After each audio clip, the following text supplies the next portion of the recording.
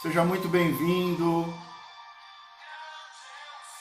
Teremos uma transmissão Manhã com Cristo.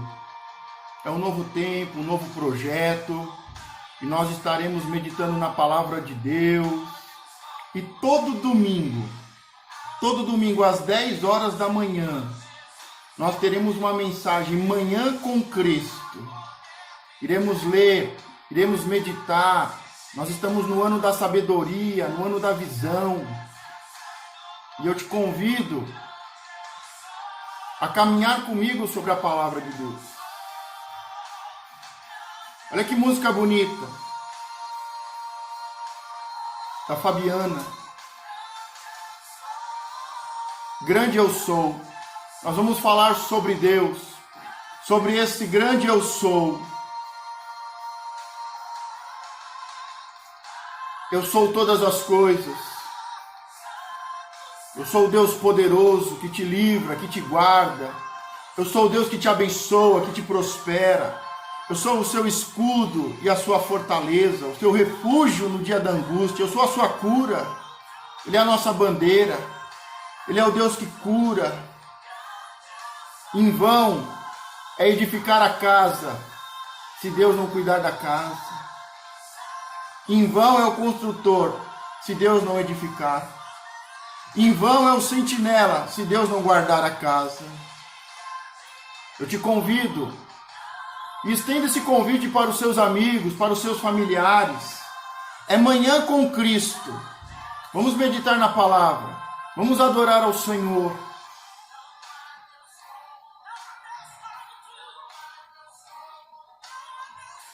Não há um Deus como o nosso Deus. Fica aqui a minha singela homenagem a essa guerreira Fabiana, que Deus recolheu esses dias. Um dos seus louvores, o grande eu sou. Adore ao Senhor. Prepare o seu coração. Compartilhe com os amigos. Deus te abençoe, Andréia. Deus te abençoe, Fernando, Iraci, Aldair. Deus te abençoe, Joyce. Deus abençoe todos que estão acompanhando pelo Face. Começamos a fazer uma transmissão também. Esse projeto vai se estender ao Instagram. Também estamos ao vivo no Instagram. Estamos gravando também e será postado no YouTube. Canal Eu e a Sua Casa. Me segue nas redes sociais, Marcos Burgese. Marcos Burgese. Compartilhe com seus amigos.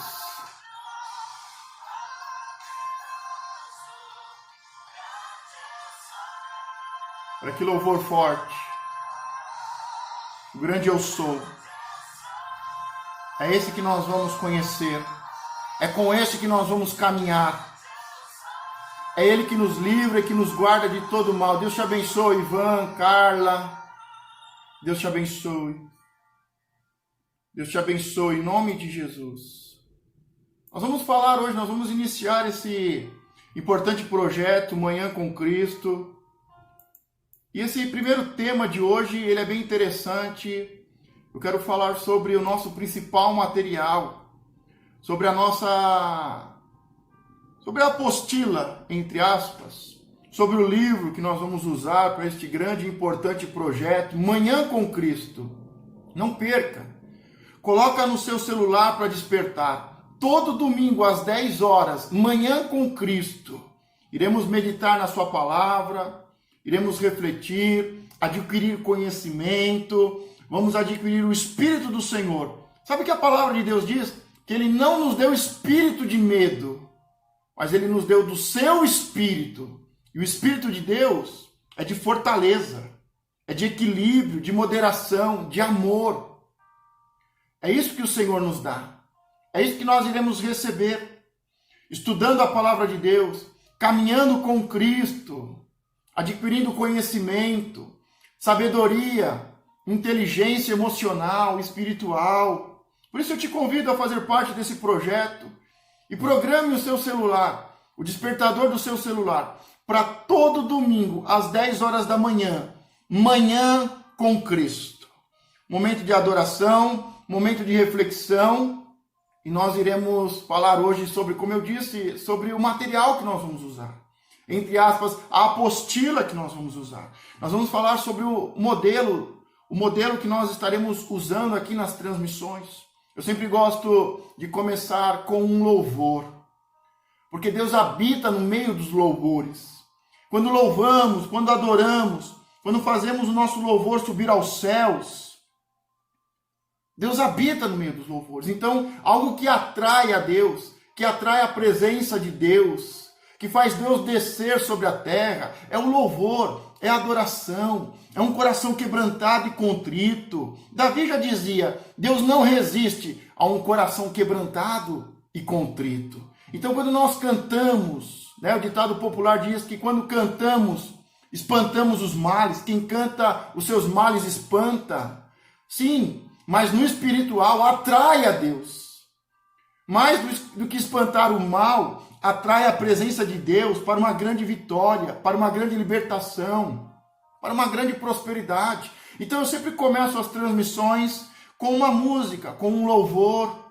Se você puder mandar nas minhas redes sociais o link de uma música que você gostaria que fizesse parte aqui da abertura do Manhã com Cristo, eu irei separando as músicas e nós iremos começando uma das músicas de vocês, que você vai compartilhando. Então nós começamos com um louvor, atraímos a presença de Deus. Como eu disse, Deus habita no meio dos louvores, mas Deus ainda é a palavra. Jesus Cristo é o verbo que se fez carne, é a palavra. A coisa mais importante que nós teremos aqui nessas transmissões e nesse projeto Manhã com Cristo é o próprio Cristo, o verbo que se fez carne, a palavra de Deus. A palavra de Deus em ação. Nós vamos estudar, nós vamos meditar, nós vamos aprender, nós vamos desaprender. Nós precisamos desaprender muitas coisas que aprendemos com a cultura, que aprendemos com o mundo e aprendemos até com a nossa família. As tradições possuem tradições boas e tradições ruins. E nós vamos aprender. Nós vamos deixar muitas coisas para trás, tirar o peso, tirar o fardo, para que possamos caminhar. E o nosso principal material é a Bíblia. Eu vou usar como base principal o centro da Bíblia, o Cristo. Cristo é o centro da Bíblia. Ele está em toda a Bíblia, em todo lugar. Em alguns lugares de forma oculta, em alguns lugares como revelação, como profecia, em outros lugares como ensino. Mas Jesus é o centro da palavra. Ele é a palavra, o verbo. Mas eu vou usar os 4 evangelhos como ponto de partida. E cada dia nós veremos um capítulo, começando por Mateus. E nós iremos nos aprofundar em um tema. Mas hoje, para começar, eu quero falar sobre a coisa mais importante. Eu quero falar sobre o nosso material. Eu quero falar sobre o nosso material impresso. Eu quero falar sobre a Bíblia. E eu trouxe aqui algumas questões. Eu trouxe 9 perguntas. E eu quero de forma bem descontraída, de uma forma bem leve, falar essas perguntas, fazer essas perguntas, porque as perguntas abrem a mente, nos fazem pensar. O segredo é a pergunta. Ah, mas eu não sei falar, eu não sei. Não, se você souber fazer perguntas, se você fizer perguntas, o segredo está na pergunta. Tanto é que se quando olhamos para a Bíblia, vamos pegar a Bíblia, que é o nosso manual, que é o nosso exemplo, toda vez que nós vemos Deus se manifestando, ele faz perguntas. Ele começa com perguntas. Caim, cadê o seu irmão? Ele sempre começa com perguntas. Então eu quero começar esse projeto Manhã com Cristo fazendo 9 perguntas. Vamos refletir, vamos pensar, vamos fazer juntos. Vamos fazer juntos essas perguntas e vamos refletir sobre essas perguntas. E elas têm como tema central a Bíblia, a palavra de Deus. Ok? Vamos para a primeira pergunta. Podemos confiar na Bíblia? Pergunte para si mesmo. Andréia, pergunte para você mesmo. Você pode confiar na Bíblia? A Bíblia é um livro confiável? As pessoas podem confiar na Bíblia? Confiar 100% na Bíblia? Responda para você mesmo. Se você puder responder nos meios de comunicação, aí nos comentários, deixe seu comentário. Eu confio na Bíblia. Eu não confio na Bíblia. Coloque 100%. Eu confio 100% na Bíblia. Eu confio metade, pastor. 50%. Porque ela foi inspirada por Deus. Ela foi inspirada por Deus, mas escrita por homens. Então, coloca aí o quanto você confia. Eu confio, eu não confio. Eu confio desconfiando. Eu confio 100%. 0%.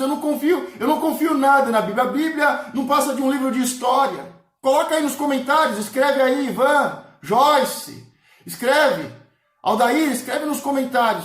Você confia na Bíblia? Sim, não. Mais ou menos, 100%. Eu confio mais ou menos.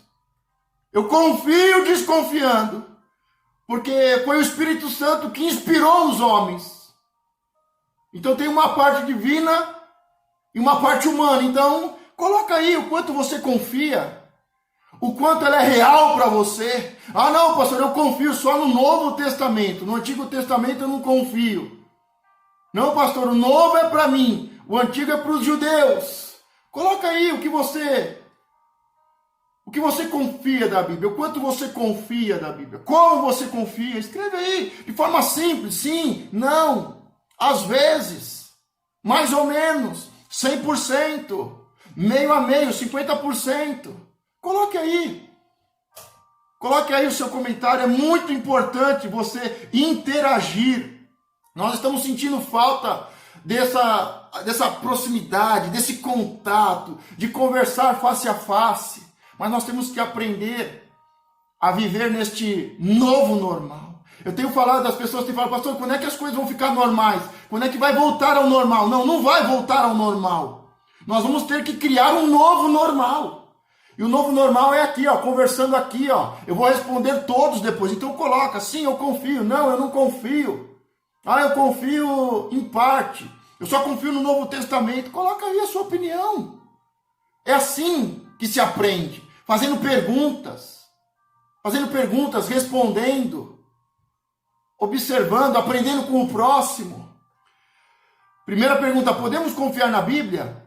Existe uma grande questão quando se fala podemos confiar na Bíblia. Primeiro, ela é a palavra de Deus ou ela contém a palavra de Deus? São duas situações diferentes. Você consegue entender? Ó, de um lado está aqui, ó. De um lado está aqui. Um livro que contém a palavra de Deus. Ela contém a palavra de Deus. Então, é um livro que, em sua parte, tem a palavra de Deus, contém a palavra de Deus. E do outro lado, ela é a palavra de Deus. É a palavra de Deus. Pastor, qual que é a certa? As duas. As duas estão certas. As duas estão certas. Depende muito da sua explicação e da sua interpretação. Lembra quando um doutor da lei procurou Jesus e fez uma pergunta? Jesus diz para ele, mas como você vê? Como você interpreta o texto? E para você, o que é certo, o que é errado? E para você, o que é amar o próximo? Jesus, o doutor da lei, um sábio, pergunta para Jesus, Jesus quer saber como é que você vê, como é que você interpreta. Isso é importante. Como é que você vê a palavra de Deus? Como você interpreta a palavra de Deus? E ela pode ser vista dessas duas formas. Ou é um livro que contém a palavra de Deus. Ou seja, uma parte é a palavra de Deus, uma parte é a palavra dos homens, é a história dos homens, e a outra parte é a palavra de Deus. Ou ela é 100% a palavra de Deus. Eu vou falar para você que não vai fazer tanta diferença. Tanta diferença. Porque a Bíblia, realmente, ela contém histórias. Ela contém livros de história, de poesia, de romance. Ela conta a história da humanidade, do homem, do povo hebreu, da humanidade. Então ela contém história, poesia, leis, costumes, hábitos, tradições. Então é um livro muito amplo, muito completo. E você pode dizer, não, olha, é um grande livro que contém a palavra de Deus. Mas você também pode dizer que é 100% a palavra de Deus. E como eu disse, vai depender um pouquinho da sua interpretação. Vai depender um pouquinho do nível de conhecimento e intimidade que você tem com Deus. Pastor, e para você, pastor? Responde para mim aí, para você, a sua opinião.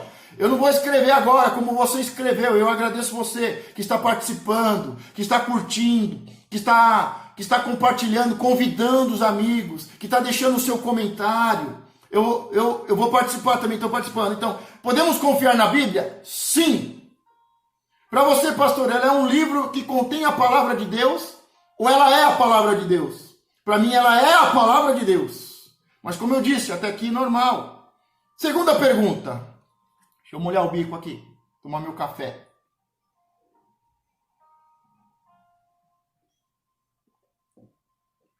Segunda pergunta.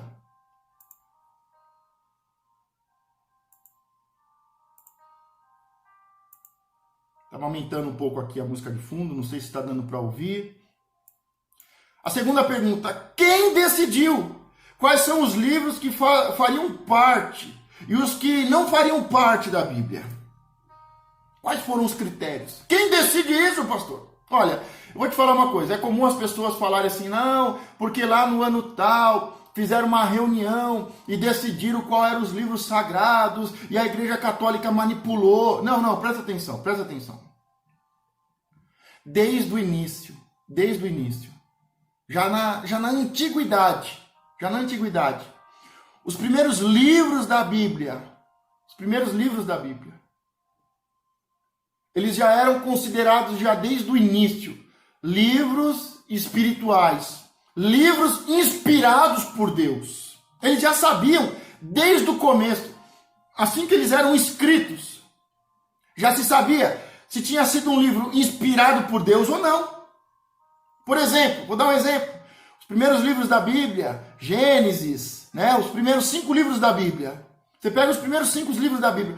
Desde o começo, para os judeus, para os árabes, para a humanidade, esses primeiros livros sempre foram considerados livros sagrados, inspirados por Deus, sempre foram considerados a palavra de Deus. Por exemplo, você já deve ter ouvido falar sobre o livro de Enoque.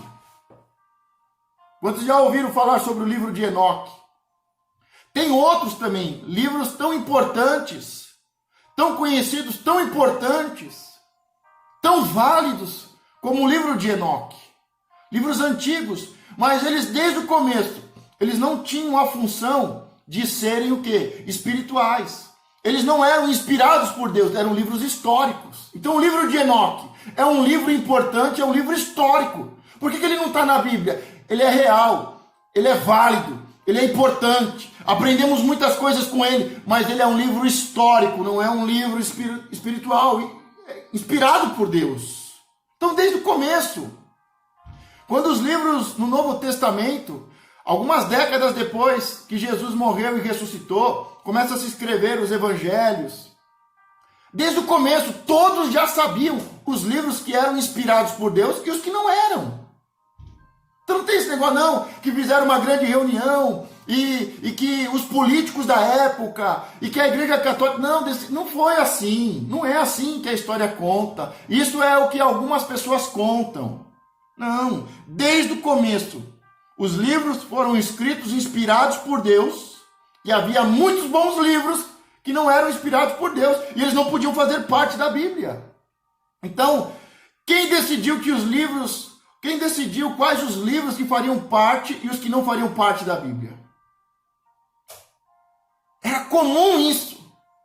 Todos sabiam quais eram os livros inspirados por Deus e quais não eram. Desde o começo. Seja os primeiros livros ou seja o Novo Testamento. Era algo comum. Fazia parte do senso comum. Houve depois reuniões, entre aspas, políticas e religiosas para decidir. Sim, mas já estava decidido. Tanto é que essas reuniões tinha o propósito de acrescentar alguns livros históricos. E essa era a grande discussão. Por exemplo, vou dar um exemplo. No Antigo Testamento, o livro de Esther, conhece o livro de Esther? Conhece o livro de Daniel? Então eles não são considerados, nunca foram considerados livros inspirados por Deus. Mas houve um pedido de uma autoridade, houve uma reunião e acrescentaram esses dois livros. Mas desde o começo, o livro de Esther, repito, preste atenção. O livro de Esther e o livro de Daniel nunca foram considerados livros inspirados por Deus. Mas houve algumas reuniões e foi feito o pedido para colocar. E foi acrescentado a Bíblia. Foi acrescentado esses dois livros antigos, mas eles, desde o começo, eles não eram considerados, eles não eram vistos. Mas houve um pedido e houve uma ressalva. Estamos acrescentando esse livro por causa disso, disso e disso. A pedido de tal e tal pessoa. Então são livros históricos, não são livros bons. O livro de Esther, o livro de Daniel não são livros bons? São, mas eles não são livros inspirados por Deus, são livros históricos. É diferente. Aprendemos com uma história? Aprendemos, mas eles não são considerados sagrados, inspirados por Deus. São considerados livros históricos. E eles foram acrescentados na Bíblia, nos livros antigos. Está entendendo? Quais são os critérios para fazer parte da Bíblia ou para ser retirado da Bíblia, não ser acrescentado? Primeiro, era senso comum. Todos sabiam quais eram os livros inspirados por Deus e quais não eram. Como eu dei o exemplo, o livro de Enoque. É um grande livro, mas nunca foi e não é considerado um livro inspirado por Deus. Mas é um importante livro histórico. O livro de Esther, de Daniel, nunca foram, mas foram acrescentados. Foram acrescentados. Se você pegar a Bíblia dos católicos, da Igreja Católica, você vai ver que tem alguns livros a mais. Como do Macabeus. Eu amo o livro dos Macabeus, mas eles nunca foram. O livro dos Macabeus, tem o Macabeus 1, 2 e 3, se eu não me engano. Né? Tem outros livros também, é só você pegar uma Bíblia católica e você vai ver alguns livros a mais. Esses livros, eles nunca foram livros espirituais. Eles sempre foram livros históricos. E eu, como um historiador, eu como um cientista social, eu amo a história. A história é uma ferramenta poderosa. O livro dos Macabeus é linda. Eu já ministrei muito sobre os Macabeus. Mas não é um livro inspirado por Deus. É um livro histórico que foi acrescentado. Só isso. Então o primeiro critério para ser parte da Bíblia tinha que ser, desde o princípio, considerado e de senso comum de todos, um livro inspirado por Deus. Alguns livros que não são, foram introduzidos depois, mas fazem parte apenas de livros históricos. Segundo, outro princípio importante para decidir se o livro faz parte da Bíblia ou não. Por exemplo, no tempo de Jesus, os 4 evangelhos foram colocados dentro da Bíblia. Foram acrescentados. Porque são livros inspirados por Deus. Havia um senso comum e foi colocado. Mas havia muitos outros textos. Por exemplo, você já ouviu falar sobre os textos de Judas, né? Ficou famoso. Mas são textos, por que não foram acrescentados? Não, porque a Igreja Católica, porque o Papa, porque os reis, porque a política. Não, sabe por quê? Porque eles desde o início nunca foram considerados livros sagrados. Não havia um senso comum entre todos de que ele era um livro sagrado. Ele não é um livro sagrado. Não foi inspirado por Deus. Não há um senso comum. E o mais importante, eles são livros, ou trechos de livros, soltos, ninguém sabe quem escreveu. Não há uma constatação, não há uma genealogia, por exemplo, para que seja um documento histórico. Você tem que pegar o nome da pessoa e tem que ver a genealogia dela, se ela existiu de fato. Não pode ser um livro qualquer, escrito de qualquer jeito, por qualquer pessoa. Tem que ter um critério científico. Não foi a política e não foi a religião. Entra a questão da história. Então os livros que nós temos na Bíblia são livros sagrados, inspirados por Deus, que desde o início Havia um senso comum de que eles eram sagrados, inspirados por Deus. E como eu disse, na Bíblia evangélica cristã, tem 2 livros que foram acrescentados que antes não tinham. Que, por exemplo, para os judeus, é um livro histórico, mas foi acrescentado o livro de Esther e de Daniel. A Bíblia dos católicos tem alguns livros a mais, mas eles são livros históricos, eles nunca foram sagrados, nunca houve um senso comum, mas houve o pedido e acrescentou. Isso prejudica? Não. Mas eu sei quais são os sagrados e quais não são. Eu sei quais foram inspirados por Deus e quais não foram. Qual é o critério? Ter sido inspirado por Deus. Haver um senso comum entre todos, do maior ao menor, que era um livro inspirado por Deus. Terceiro, a questão da constatação histórica, científica, de que aquele texto é real, foi escrito por tal pessoa, em tal tempo, que ele é filho não sei de quem, neto não sei de quem, que ele é filho do filho, do filho do filho, uma constatação científica. Por exemplo, o livro de Judas, que foi muito falado, não há constatação nenhuma. E assim, há mais de 500 evangelhos que não foram colocados na Bíblia. Por que esses livros não foram colocados na Bíblia? Porque eles não foram, desde o início, considerados sagrados, inspirados por Deus. Não sabe de certo quem é o autor e não há uma constatação de fatos científicos, verídicos. Então há alguns critérios, fora outros, estou falando aqui dos 3 principais, mas eles têm que ter um critério, e foi feito um critério muito sério, trazendo princípios espirituais, inspirado por Deus, e que fosse senso comum de todos, do maior ao menor, e que houvesse também critérios científicos, históricos. Então, eu posso confiar na Bíblia? Eu posso confiar 100% na Bíblia? Quais foram os critérios para escolher os livros que fariam parte da Bíblia e os que não fariam? Por que fazem, por que não fazem? Ficou claro? Vamos à terceira pergunta. Ela foi adulterada com o passar dos anos? Ah, pastor, mas a Bíblia... Não, pastor, sabe o que é? É que é o seguinte, a Bíblia é muito antiga e ela foi adulterada, pastor. Mudaram a palavra de Deus. Adulteraram, mudaram os textos. Esse texto aqui mudou, esse texto aqui mudou, esse texto e esse texto não batem. Um fala uma coisa, outro fala outra coisa. Ela foi adulterada com o passar dos anos? A Bíblia é um livro histórico que acompanha a humanidade desde o princípio, que conta a história do Gênesis, da criação, de Noé, de Abraão, de Isaac, Isaac e Jacó, do povo hebreu. É um livro histórico, é um livro muito antigo, é o livro mais impresso, que mais foi traduzido. Mas, pastor, ele foi adulterado, mudou. Vou te falar uma coisa. Há uns anos atrás, no final do século passado, como se fosse muito longe, né? Em 1970, 80, não lembro aqui exato a data, né? Sabe como que é homem? Se perguntar agora que dia que eu casei, eu apanho na mulher depois. Então presta atenção. A Bíblia é um livro muito antigo. Por exemplo, o livro de Jó é considerado o livro mais antigo da Bíblia. O livro mais antigo da humanidade é o livro de Jó.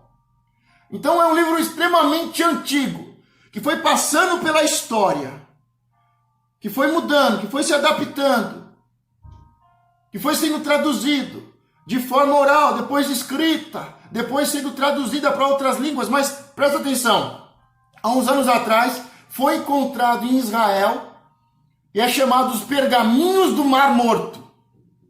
São a maioria dos livros da Bíblia, escrito em pergaminhos extremamente antigos. Fala até que tem a ver com a história dos Macabeus, né? Que é um livro histórico que eu gosto muito, que faz parte da Bíblia católica. Dizem, né? E aí o que acontece? Encontraram esses pergaminhos do Mar Morto. E aí não foi os pastores decidir se eram ou se não eram. Não, foi cientistas, ateus, historiadores, arqueólogos, geólogos, tudo quanto é geólogos, ólogos, né, tudo quanto é ciência, estudar esses livros do Mar Morto. E o que se constatou com esses pergaminhos do Mar Morto? Que eles eram a Bíblia. Que eles contêm a maioria dos textos sagrados. E o mais impressionante, que eles são extremamente antigos, mas eles contêm a mesma mensagem. Eles contêm a mesma mensagem. Você está entendendo, Fernanda? Contém a mesma mensagem. Carla, você está entendendo? Andréia? Então foi encontrado um livro antigo, os pergaminhos do Mar Morto. Você pode entrar na internet e pesquisar de forma científica. E foi constatado que a maioria dos livros que estão em nossas mãos estão muito próximas do original, que são os originais. Então a Bíblia foi mudada, foi adulterada. Não. Quem falou isso para você? Você não consegue acreditar na Bíblia, mas você consegue acreditar em uma fake news. É comprovado cientificamente. Não por pastores, não por padres. Não é o Papa que está falando, não. Mas cientistas ateus estudaram os pergaminhos do Mar Morto e falaram: é a Bíblia. E a Bíblia que nós temos hoje é igual. Ela não mudou. Você está entendendo? Mas você, ao invés de acreditar na Bíblia, ao invés de seguir os princípios da Bíblia, ao invés de acreditar que ela é a palavra de Deus e que é um livro sério, inspirado por Deus, você prefere ser tomado por dúvidas, ser guiado por fake news, por mentiras. Vou dar um exemplo aqui muito sério. O livro de Judas foi achado e, como eu disse, ele não é científico, ele não é histórico. Ele contradiz muitas coisas da Bíblia, mas você sabe que muitos canais de história, sabe esses canais de história importantes dos Estados Unidos, documentários, eles fizeram um documentário de 1 hora, só falando que o livro de Judas, ele está certo e que ele contradiz os 4 evangelhos. Mas tem um apêndice que não passa. É muito difícil passar, de mais 30 minutos, em que alguns cientistas continuaram estudando o livro de Judas e constataram que houve um erro científico de tradução e de interpretação. E que realmente o livro de Judas não é um livro de Judas. É um livro poético, um livro sem autoria, um texto qualquer, um livro que não tem critério nenhum científico que de lá é espiritual. Mas os meios de comunicação anunciaram e colocaram dúvidas sobre o 4 evangelhos. Com o quê? Com o evangelho de Judas. Um pedaço do evangelho. Não, o certo é o traidor. O rebelde é o certo. Você consegue entender isso, cara? Dá para entender isso, Ivan? Não, Judas é o discípulo certo. Judas é o melhor discípulo. É o mais inteligente. Pode ser o mais inteligente, pode ser o mais rico, pode ser o mais esperto, pode ser o mais forte, mas foi rebelde. Traiu a equipe, traiu a causa. Traiu Deus, vendeu por algumas moedas. Como é que alguém rico pode vender um grande amigo por algumas moedas? Mas pegou esse texto e no começo da pesquisa fizeram uma tradução de uma palavra errada, porque às vezes uma palavra tem 7, tem 10, tem mais de 20 significados, e fizeram uma interpretação errada. E aí depois continuaram estudando e viram: nós erramos, essa palavra não significa isso. Muda totalmente o texto e o contexto. Esse livro não é um livro histórico, não é um livro histórico, não é um livro válido, ele não é considerado histórico, ele não é considerado nada. Mas ele trouxe um monte de confusão. E aí, ao invés de nós acreditarmos na Bíblia, que são livros inspirados por Deus, que tiveram um critério muito grande, espiritual e científico, para serem escolhidos e comporem a Bíblia. E que muitos outros livros não fazem parte, porque não são nem espirituais e nem científicos. E não fazem parte. E aí, ao invés da gente acreditar na Bíblia, que ela é a palavra de Deus, que ela é a verdade, a gente acredita no fantástico, nas reportagens fake news. A gente vai acreditar nas fake news. Mas vamos continuar aqui. As traduções atuais e novas versões atrapalham ou ajudam? Ah, mas tem Bíblia para mulher, tem Bíblia para o ministro, tem Bíblia para criança, tem Bíblia para isso, tem Bíblia para aquilo. Na sua opinião, isso ajuda? Tem até Bíblia para gay hoje. Tem até Bíblia LGBT. Bíblia do surfista. Bíblia do crente raiz, do crente Nutella. Tem Bíblia de tudo. Antes era o livro de capa preta, agora é o livro do arco-íris, é o livro colorido, é o livro rosa, é o livro verde. Do jeito que você quiser tem hoje. A grande questão, as traduções, atualizações e novas versões atrapalham ou ajudam? Ajuda, atrapalha um pouco aqui, ajuda um pouco ali. É bom, democratiza, espalha, atinge alguns grupos específicos, mas ela muda a essência da palavra. Raras exceções. Raras exceções. Raras exceções. Raras exceções. Na minha opinião, quanto mais Bíblia, mais versões, mais atualizada, melhor. Nós não atualizamos o português? Você já viu quanto o português de Brasil, porque o português de Portugal é um, o português do Brasil é outro. O quanto muda de um país para o outro? O quanto muda o português de Portugal, o português da África, o português do Brasil? Você vê o tanto que muda? Palavras que em um país significam uma coisa, em outro país significa outra. Vamos pegar de uma geração para outra. Há umas gerações atrás era senhor, senhora, vossa, não sei o quê, excelência, altíssimo. E a linguagem não mudou? Você está vendo quanto a linguagem está mudando pelos meios de comunicação? Abreviando tudo? A linguagem é viva, o verbo é vivo, o verbo está em ação, o verbo é Cristo. Mas a linguagem, o meio de comunicação, ele muda com o passar dos anos. Ele muda, palavras que eram usadas não são usadas mais. Novas palavras são criadas, novas formas de falar, novas formas de se relacionar. Então, pastor, as traduções, atualizações e novas versões atrapalham ou ajudam? Na minha opinião, ajudam. Elas ajudam. Atrapalha, pastor? Muito pouco. Ah, pastor, mas é porque eu peguei na minha Bíblia, pastor, e estava escrito Jesus com letra minúscula. Ao invés de estar Deus com letra maiúscula, estava Deus com letra minúscula. Pastor, ao invés de estar escrito Ele, porque era Deus com letra maiúscula, estava com letra minúscula. Isso é um absurdo, isso é uma heresia. Mas você sabe, deixa eu te explicar uma coisa, presta atenção. Você sabia que no hebraico não tem letra maiúscula?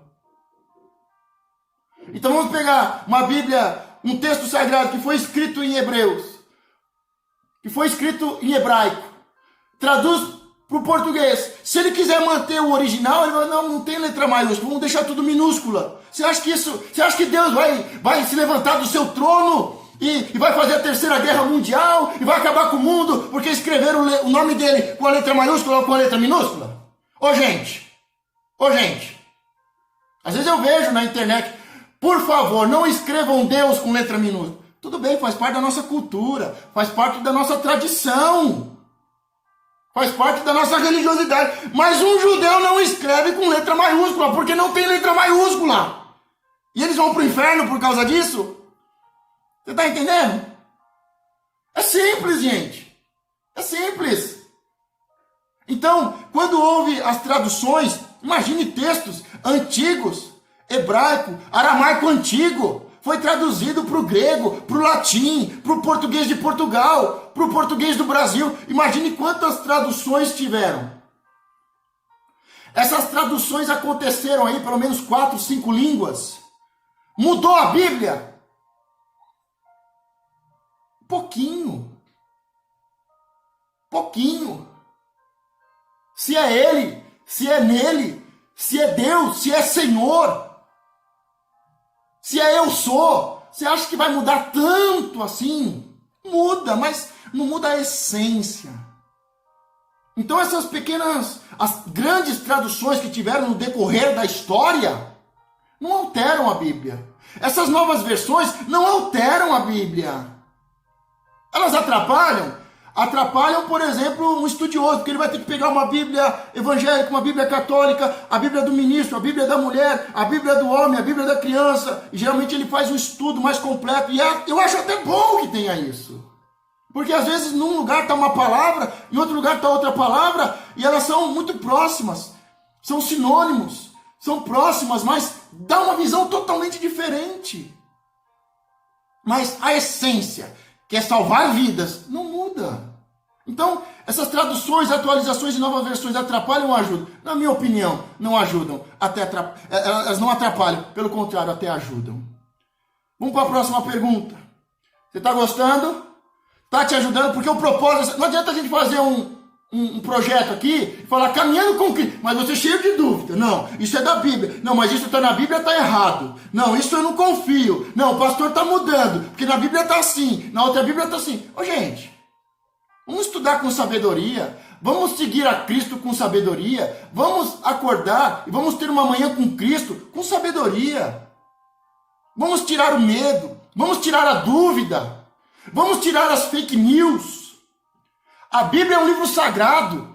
A Bíblia é um livro inspirado por Deus. Houve critérios espirituais e científicos.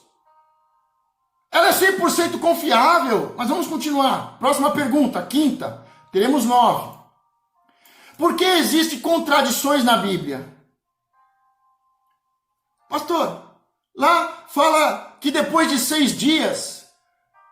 Mas o outro evangelista fala que foi depois de 8 dias. Um fala que foi um cego, outro fala que foi 2. São contradições.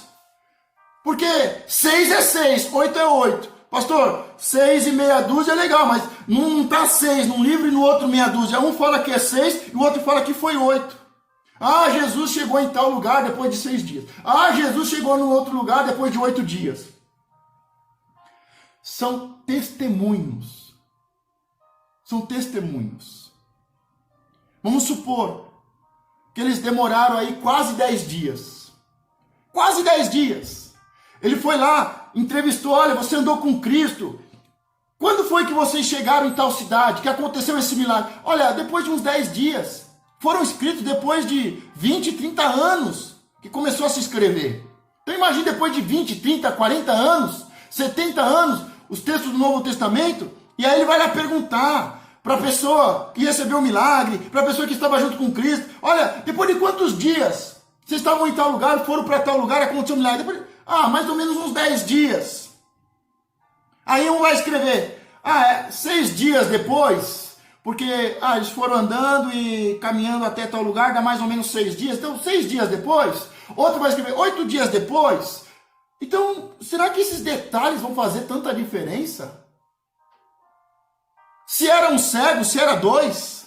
Por exemplo, em uma cultura, não se conta as mulheres e as crianças. Não estou falando que é machismo, ou machismo da época. Não estou falando isso. O censo da época. Como era feito o censo da época. Como era que era feita a contagem do povo. Se contava o povo pelos homens. Porque o que importava eram os homens. Eram os homens que iam para a guerra. Então nós precisamos saber quantos homens tem. Aí mulheres e crianças. Isso aí não importa, porque o nosso propósito aqui é guerra, é se defender, é atacar. Então como era feito o censo da época? Contava-se os homens. Não se contava as mulheres e as crianças, não é porque era o machismo da época, não é porque a Bíblia é machista.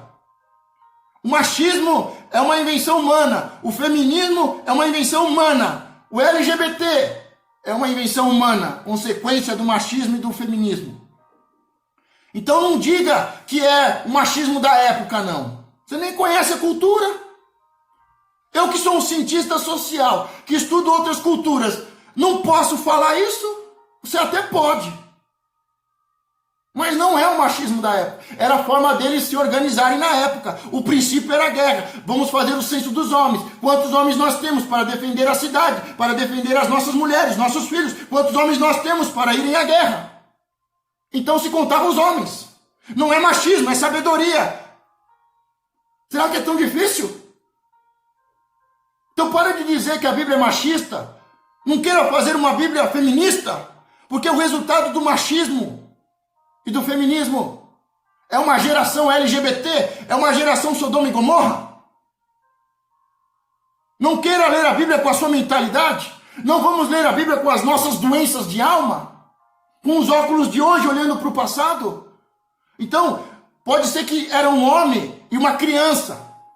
E aí um falou que era a tendência de um judeu, de um militar, de uma pessoa que trabalha no exército, que trabalha com o governo, é falar um. Outro que era ali mais do povo, mais simples, pôde dar mais prioridade. Eram dois. Eu disse, não, Jesus curou dois. Quis dar ênfase na quantidade e não no milagre. Então, essas diferenças.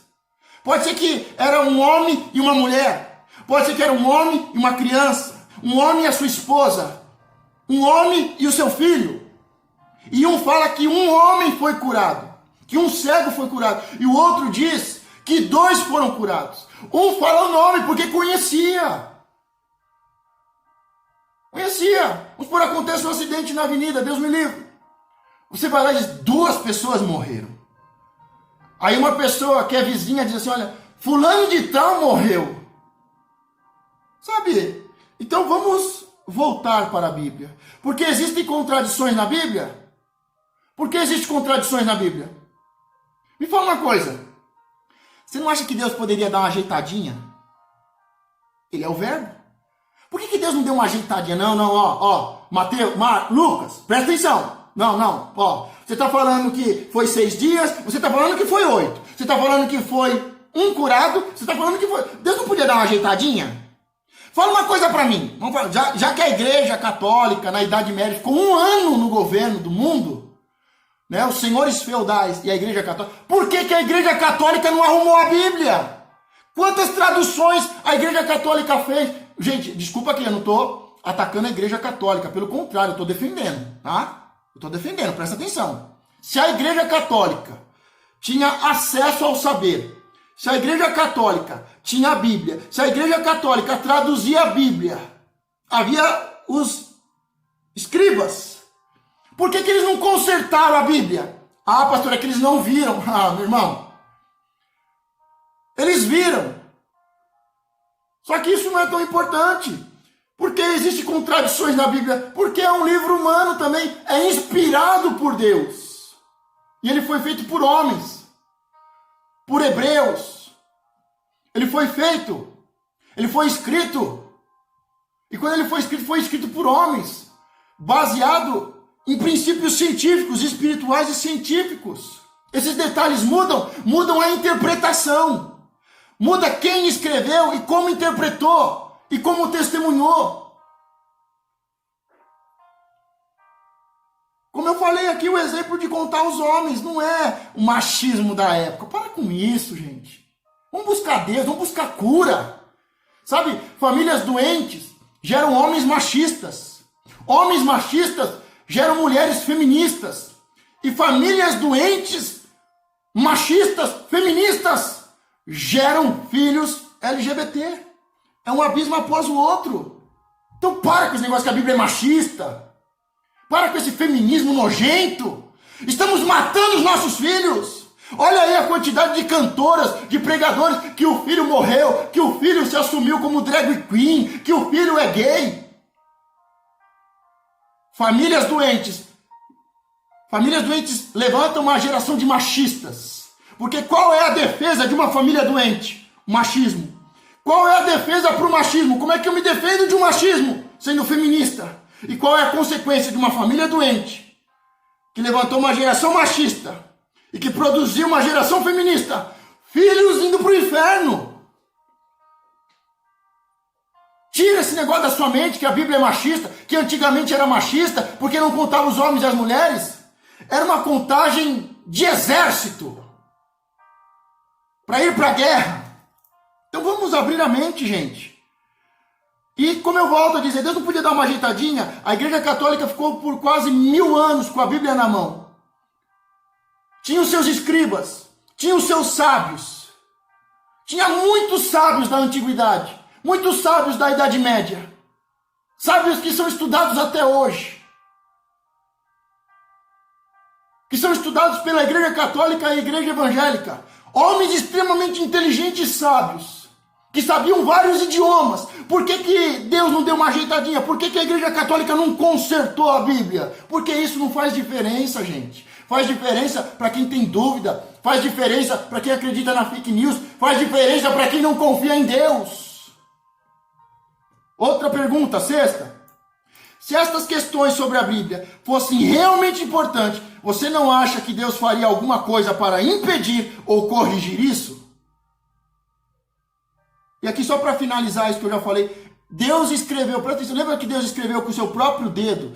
Moisés sobe aqui, Moisés sobe o monte, Deus escreve com o seu próprio dedo os 10 mandamentos e as leis, 618 leis, ele escreveu, não foi só os 10 mandamentos, é os 10 mandamentos, e houve o que? Mandamentos, leis, estatutos, e ele escreveu com o seu dedo. Ele não poderia ter escrito de novo? Ele não poderia ter consertado? Entre aspas. Porque tem gente que diz que a Bíblia está errada. Próxima pergunta, sétima, de 9. O que a ciência diz sobre a Bíblia? Ela ainda é importante para os dias de hoje? O que a ciência fala sobre a Bíblia? É só recapitular o que eu falei. Primeiro, a Bíblia é um livro inspirado por Deus. A Bíblia é a palavra de Deus. A Bíblia contém a palavra de Deus. A Bíblia é um livro espiritual e histórico, científico. Vou te falar uma coisa.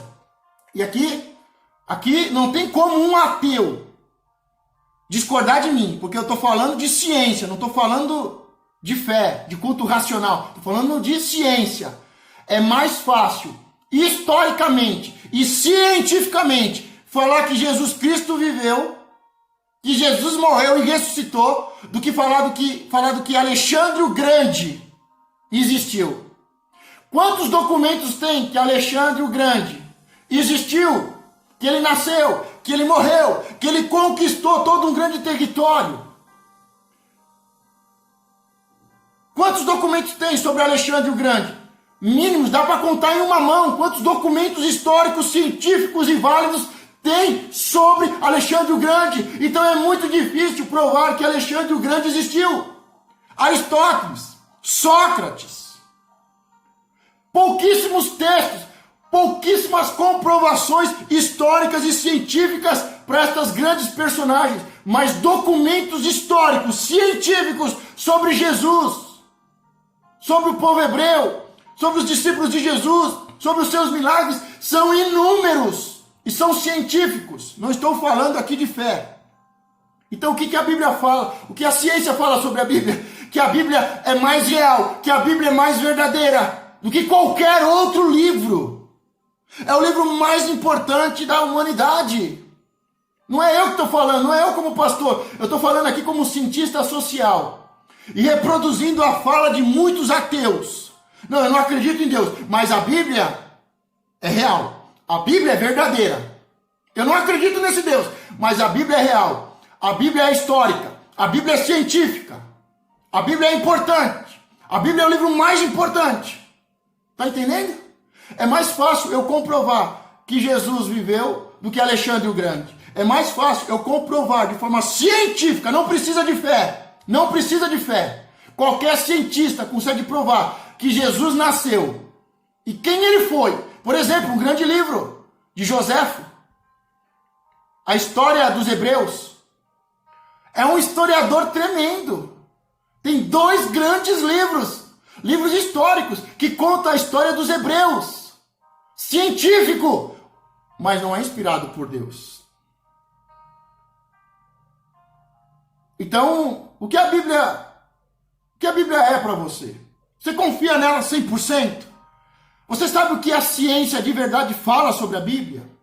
Você consegue entender que ela é o livro mais antigo, que é o livro mais importante, que é o livro mais histórico, mais científico, e é um livro espiritual, inspirado por Deus, que contém a palavra de Deus, que é a palavra de Deus, que não foi mudada, que não foi adulterada, que o domínio político e religioso não mudou ela. Pelo contrário, Livros que foram acrescentados, como eu dei o exemplo de alguns, eles foram acrescentados e houve um rodapé por causa dessa autoridade, por causa desse rei, por causa dessa reunião, se colocou esses livros. Esses livros são históricos, eles não são livros inspirados por Deus. Como eu dei o exemplo, Esther, Daniel, Macabeus.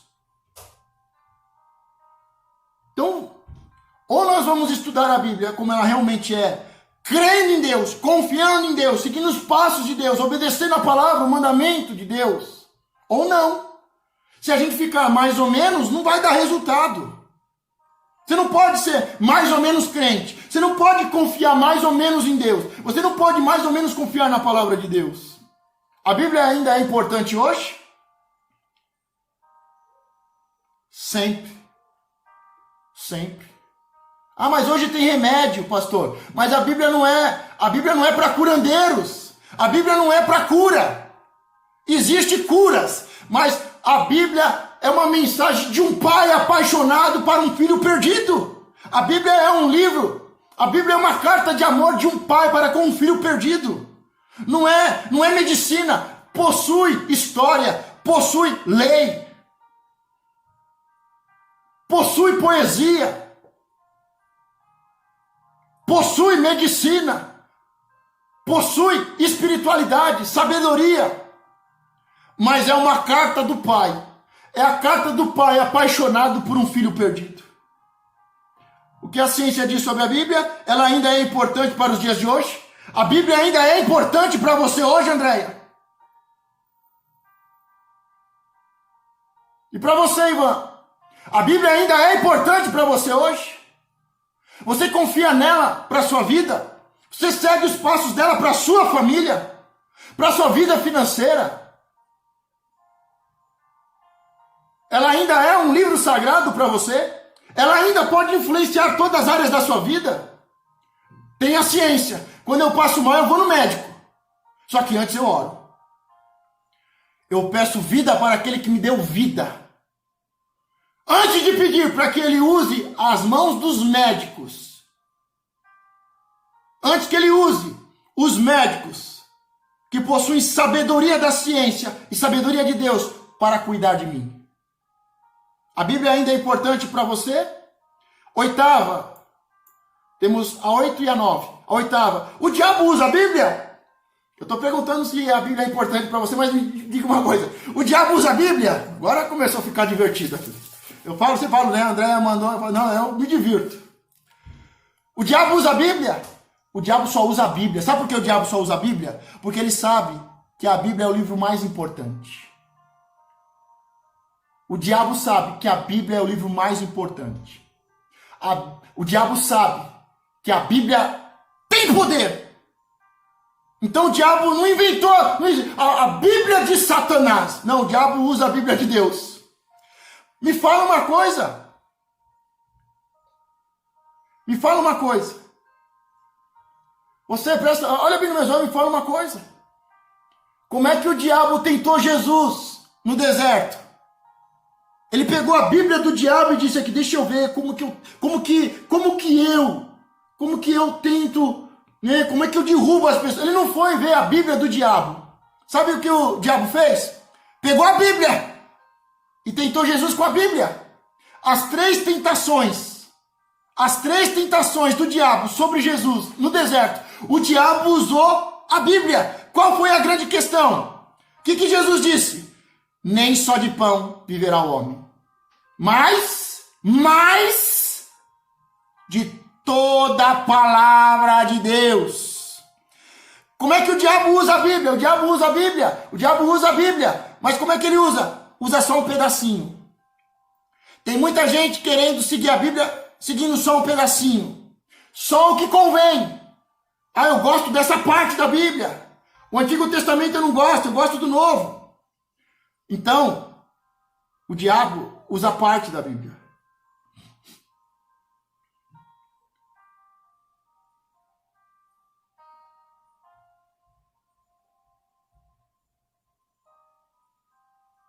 Como é que o diabo usa a Bíblia? Só um pedacinho. Transforma pedras em pães. que Jesus diz? Nem só de pão viverá o homem. Nem só de pão viverá o homem. O diabo quer usar a Bíblia só um pedacinho. Como é que as pessoas querem usar a Bíblia só um pedacinho? Só a parte das bênçãos. Só os salmos. Praga nenhuma chegará na minha casa. Como é que o diabo usa a Bíblia? Só um pedacinho. Como é que os falsos crentes usam a Bíblia? Como é que os anticristos usam a Bíblia? Só um pedacinho da Bíblia. Não, é toda a palavra. Você não pode pegar texto fora de contexto. O diabo usa a Bíblia. Como ele usa? Pequenos textos. Pequenos textos. Tentando as pessoas. Ele não precisa inventar uma palavra. Ele não precisa ter a Bíblia de Satanás. Ele simplesmente pega um pedacinho da Bíblia. O que tem de crente querendo ser crente com vídeos de 3 minutos. O que tem de crente querendo ser crente com vídeos de apenas 3 minutos. Lendo um salmo por dia. Apenas dizendo, o Senhor é o meu pastor. Praga nenhuma chegará. Não. É toda a palavra, filho. É toda a palavra. Nem só de pão. Não somos só naturais. Não somos só físico. Somos espirituais. Temos que viver do pão. Mas nem só do pão. Mas de toda a palavra. Última pergunta. Na verdade, a última pergunta é uma reflexão e um fechamento. Preste atenção. Um casal começou a ler a Bíblia. Na primeira semana, o marido falou para a esposa: se este livro estiver certo, nós estamos errados. Eles continuaram lendo a Bíblia. Na segunda semana, o marido diz para a esposa: se esse livro estiver certo, nós estamos perdidos. Mas na terceira semana, eles continuaram lendo a palavra de Deus. E na terceira semana que liam, o esposo virou para a esposa e disse: se esse livro estiver certo, nós estamos salvos. A palavra de Deus continua salvando. A palavra de Deus é espírito e é vida. A letra mata. Mas a palavra de Deus, que é vida, ela continua salvando e ressuscitando vidas. Eu fico por aqui. Se essa mensagem, se essas perguntas e respostas te ajudaram, compartilhe com seus amigos. E nós nos vemos no próximo domingo. Todo domingo às 10 horas, das 10 às 11, temos Manhã com Cristo. Se você foi abençoado, convide os seus amigos. Fale sobre o projeto. E semana que vem nós começamos o livro de Mateus, capítulo 1. E traremos uma importante reflexão que vai mexer na estrutura da sua casa, que vai mexer na estrutura da sua família e dos seus antepassados. Deus te abençoe em nome de Jesus. Fique na paz do Senhor, em nome de Jesus.